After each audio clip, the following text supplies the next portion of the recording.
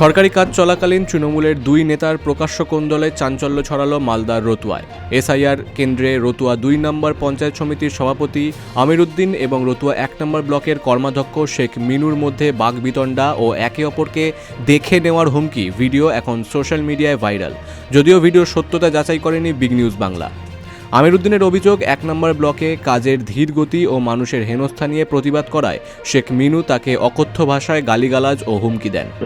আমি এসআইআর নিয়ে প্রতিদিন এন্টায়ার এলাকায় রতুয়া 2 মালতীপুরের বড় অংশ আমি মানুষের সঙ্গে যোগাযোগ রাখি, কারণ আমাদের দল এটা নির্দেশও দিয়েছে। আর আমি তো সমাজসেবী হিসাবে দীর্ঘদিন ধরে কাজ করে যাই। মানুষরা অত্যন্ত বিপর্যস্ত, সন্ত্রস্ত, তো তাদেরকে অভয় দেওয়া, তাদেরকে প্রপার গাইডলাইনে পাঠানো যাতে সঠিকভাবে তারা রিসিভটা পায়। তাদেরকে রিসিভিং দেওয়া হচ্ছে না, সেই জন্য তাদেরকে বললাম, আমি ভিডিও সাহেবকেও বলেছি যে রিসিপ্টটা তাদেরকে দেবেন। তা ওরা পায়নি, সেটা বলছিল কথা, আমি তাদের সঙ্গে একটু কথা বলছিলাম। ইন দ্য মিন টাইম তার একটু অ্যালার্জি হয়েছে হঠাৎ, বলতে বলতে কথাবার্তার মধ্যে একটু সভ্যতা থেকে সরে এসেছে, বেয়াদবি করেই বলেছে।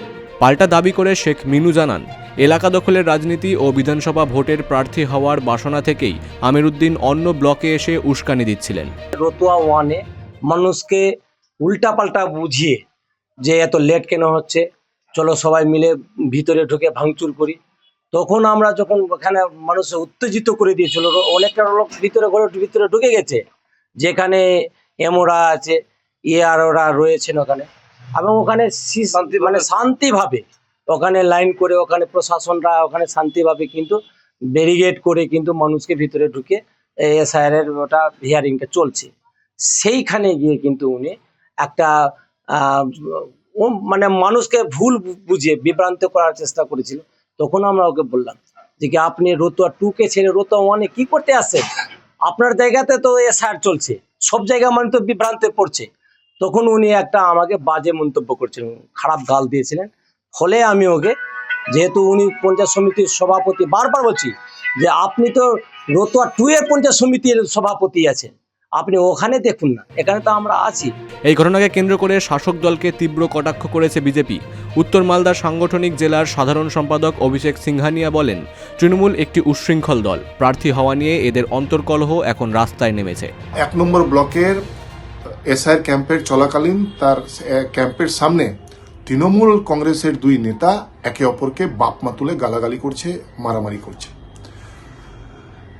এটা রতুয়া বিধানসভার 2 নম্বর ব্লক, রতুয়া 2 নম্বর ব্লকের একজন হচ্ছেন পঞ্চায়েত সমিতির সভাধিপতি, আর একজন হচ্ছেন 1 নম্বর ব্লকের পঞ্চায়েত সমিতির সদস্য। কেউ হচ্ছেন সভাপতির খুব কাছের লোক, কেউ হচ্ছেন এমএলএর কাছের লোক। এই তো হচ্ছে এদের গোষ্ঠীকন্দল।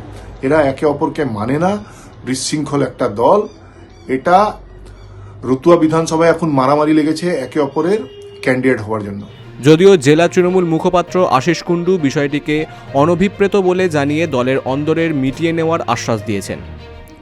Bureau report, big news Bangla.